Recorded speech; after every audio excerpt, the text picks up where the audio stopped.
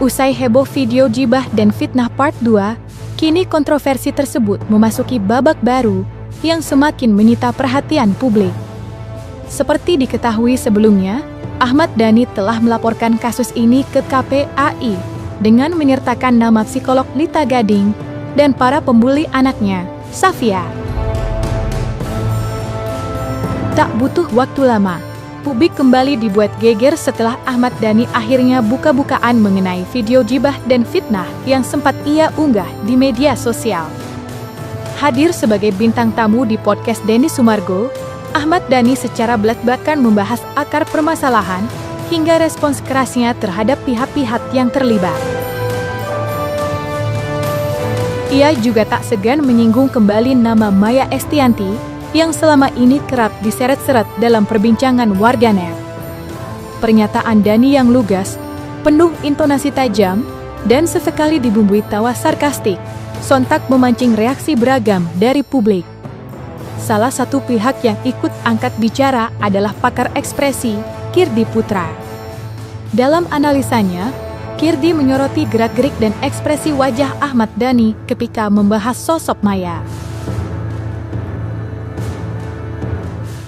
Sebetulnya ketika Dhani bercerita tentang Maya Estianty, banyak kan cara dia menyampaikan itu terlihat tenang ya, polanya, ritmenya tetap tenang. Tetapi ada beberapa poin di mana ketika dia bercerita, ada beberapa gerakan agak canggung terkait dengan ketika dia mau megang gelas berisi air di sampingnya dia yang di gelasnya yang warna merah itu.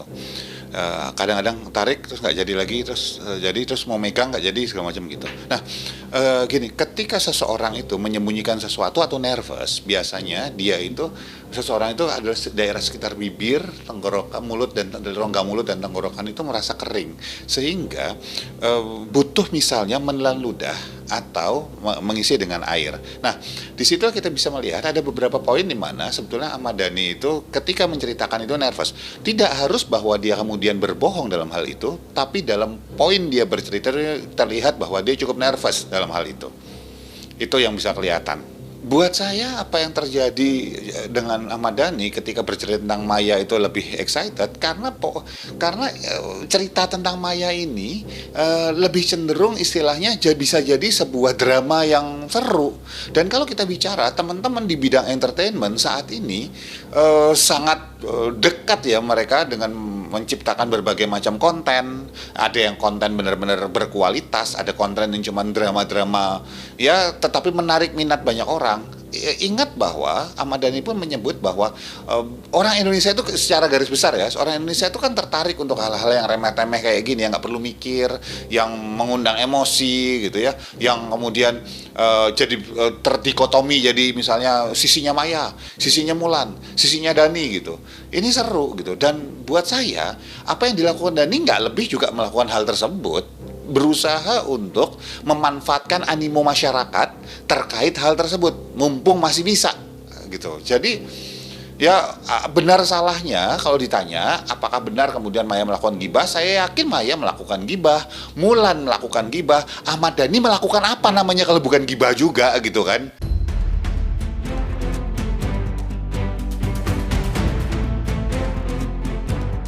Tak hanya terlihat nervous dalam podcast tersebut, Kirdi Putra juga mencurigai adanya fakta yang belum sepenuhnya terungkap saat Ahmad Dhani membahas topik perselingkuhan. Menurut Kirdi, saat pembahasan menyentuh isu sensitif itu, Ahmad Dhani tampak lebih berhati-hati dalam memilih kata-kata, bahkan beberapa kali mengalihkan pandangan. Menariknya, Ahmad Dhani dalam kesempatan itu tidak menjelaskan secara detail terkait dugaan perselingkuhan yang selama ini ramai diperbincangkan publik. Ia hanya memberi pernyataan singkat yang terkesan ambigu, seolah menyimpan sesuatu yang lebih besar di baliknya. Kalau masalah yang menjadi isu yang paling besar di antara semua ini kan masalah perselingkuhan. Ya itu juga nggak ada buktinya. Nggak ada buktinya itu. Coba buktiin aja kalau emang iya. Kan masalahnya kan masyarakat kita tuh kan mudah banget percaya sama omongan-omongan idolanya. gitu ya. Saya melihat bahwa ketika berhubungan dengan pihak lain yang kemudian dia beresiko untuk bisa kemudian tanda petik ya bermasalah dengan hukum, maka dia terlihat cukup nervous. Ya, pegang tadi dengan ditandai air, misalnya ketika hubungannya dengan silet gitu ya, hubungan dengan tanda petik ada pria yang dikatakan oleh Dhani dekat dengan Maya gitu, dia melakukan hal tersebut. Jadi dia berhati-hati di bagian itu. Tetapi ketika bicara masalah perselingkuhan gitu, dia terlihat cukup santai menjelaskannya dengan menjelaskan bahwa berjarak misalnya kan karena 2006 kemudian saya nikahnya 2009, tapi sebetulnya tidak ada sebuah penjelasan pasti dan direct dari Ahmad Dhani bahwa kemudian yang dibilang tidak ada perselingkuhan gimana, hanya sebuah gambaran-gambaran besar, tidak masuk ke detail. Sementara di bagian cerita-cerita lain dia cukup detail bahasnya, ketika isu KDRT, ketika silet dibilang merekayasa bikin konten gitu, harus lompat untuk ketemu anaknya, dan beberapa cerita lainnya itu detail. Bagian perselingkuhan nggak detail. Nah ini kalau kita bicara komunikasi, pola ini akan menimbulkan tanda tanya, kenapa lu bagian sini kok nggak detail ya gitu, apa yang masih disembunyikan di bagian sini yang tidak diceritakan secara detail.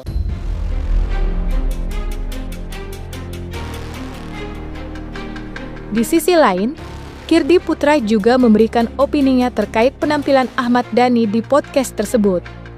Menurut Kirdi, ada indikasi kuat bahwa Dhani sengaja memanfaatkan momen itu untuk menampilkan sisi baik dirinya di hadapan publik. Dengan gaya bicara yang lebih tenang dan terukur, Dhani dinilai tengah berupaya membangun narasi bahwa dirinya adalah pihak yang selama ini disebutkan secara tidak adil dalam berbagai isu panas. Selain itu, Kirdi juga menduga bahwa podcast tersebut menjadi sarana Dhani untuk menyanggah berbagai isu liar yang selama ini kerap menyudutkan dan menyalahkan dirinya.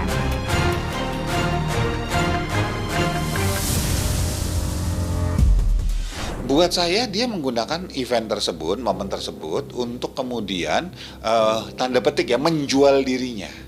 Ya, menampilkan sisi dirinya yang baik, sisi dirinya tidak seperti disangka orang.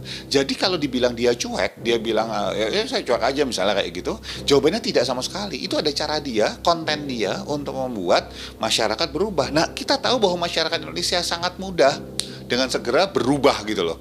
Haluan hanya karena misalnya oh iya juga ya gitu ya, kayak logiknya pas padahal nggak salah, logikanya nggak gitu sebetulnya gitu.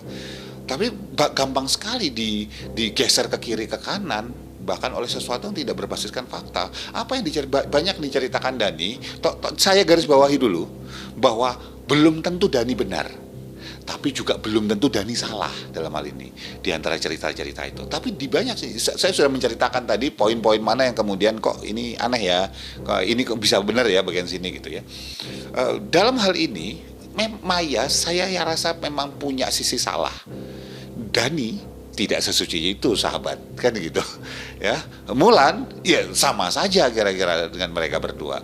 Jadi kalau ditanya apakah kemudian Dhani berusaha mencitrakan dirinya, saya akan bilang iya 100%. Ya, tapi apakah mencitrakan diri itu salah? Wong presiden melakukan pencitraan kok, menteri melakukan pencitraan kok, hampir seluruh jajaran elit politik, elit pejabat melakukan itu kok, kan rakyat kan cuma niru. Ya, jadi maksud saya apa yang dilakukan Ahmad Dhani itu satu biasa dalam dunia entertainment, dua pencitraan, ya itu pencitraan, tiga apakah itu menjamin bahwa Ahmad Dhani kemudian benar 100%? Ya, tidak menjamin bahwa Ahmad Dhani benar 100% dan tidak juga bilang bahwa Dhani pasti salah 100%.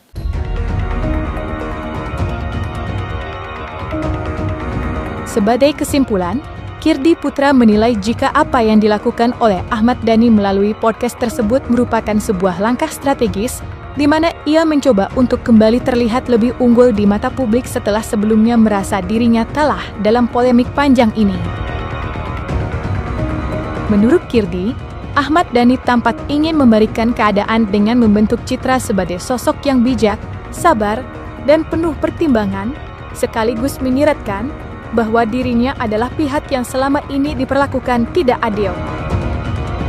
Lantas, apa yang akan terjadi selanjutnya dalam kontroversi ini?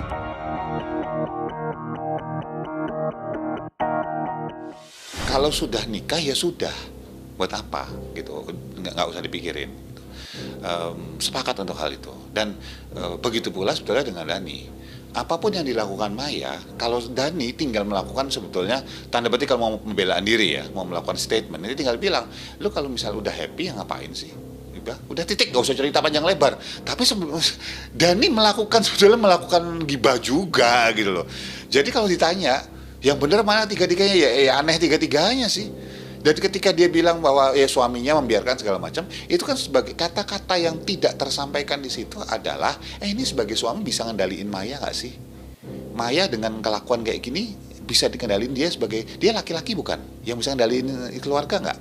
Kan itu gitu, tanda petik sarkasme kan sebetulnya, yang berusaha membandingkan bahwa ada sih beberapa sisi kan Dani sendiri saya rasa menganggap dirinya kalah dibandingkan misalnya suaminya Maya sekarang, tetapi untuk kemudian terlihat lebih unggul bisa jadi dia menjatuhkan pihak satunya gitu dengan sisi yang tanda petik dia terlihat lebih unggul. Yang sangat disayangkan hal ini adalah sebetulnya namanya bullying sebetulnya. Ya bullying secara verbal gitu. Tapi sekali lagi pertanyaannya, apakah kemudian mungkin Maya pernah melakukan hal yang sama pada Dani atau pada Mulan? Ya mungkin saja pernah. Gitu. Apakah Mulan juga pernah melakukan? Mungkin saja. Ini tiga-tiganya ini buat saya melakukan hal yang sama persis. Mana yang lebih baik? Gak ada, sama persis sudah.